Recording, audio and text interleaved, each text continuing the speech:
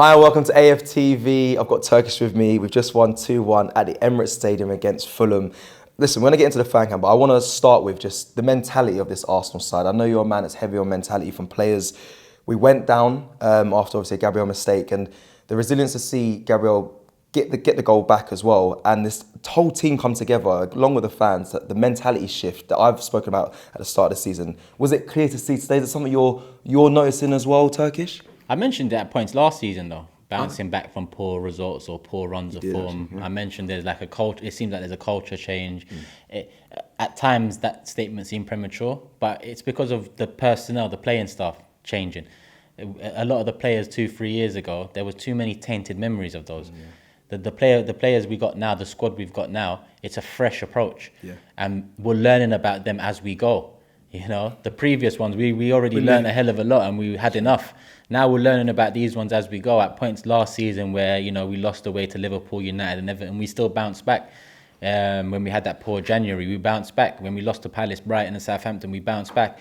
It was all for nothing in the end because we finished 5th. I say for nothing, we're in Europa League, and people might think, disrespect. I want to be back in Champions League. So it was all for nothing in the end. But I saw that.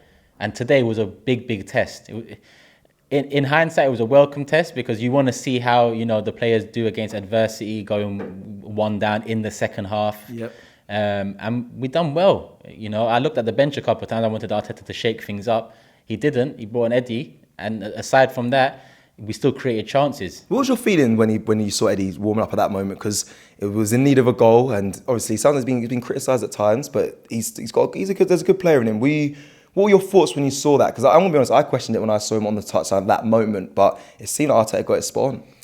Well, last season, obviously towards the end, Arteta mentioned with Eddie a lot that it's not down to Eddie why he hasn't featured so much. It's all on Mikel. Mikel talked about how he is in training, how he is off the pitch, his personality, his character. We saw Eddie's interview, and in the end, he was given a chance and he scored a few goals for us, and we finished 5th. Like I said, it wasn't the ending to the season we all wanted. He got the new contract, he got the number 14, so I can't lie. If you're in need of a goal and it's 60, 70 minutes, then surely you bring on the player you're given a new contract and the number 14 to. So I wasn't surprised by it. It was pretty much an expectation. I thought maybe we'd see a Smith Rowe or a Vieira or even a Marquinhos, maybe, because at times in that game, throughout the first half, early second half, when they scored, it felt like one of those days.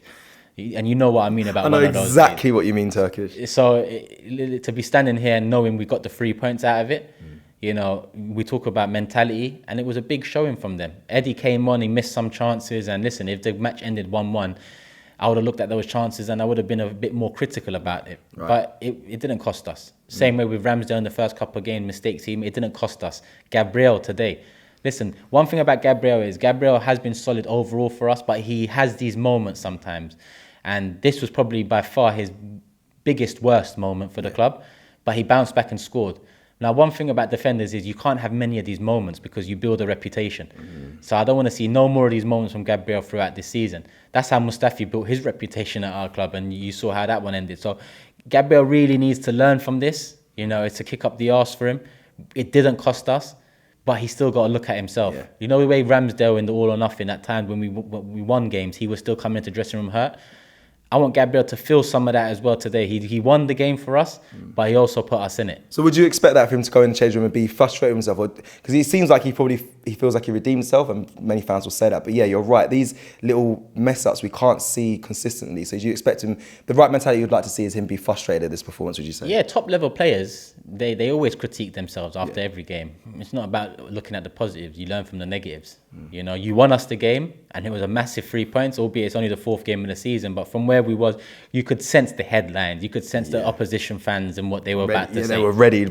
Yeah, so I welcome Gabriel's goal, not only for him and having to redeem himself, but for us and what it would have meant for Arsenal and us fans going into the Villa and Man United game. Because it's a big week. It's the first big week of the season.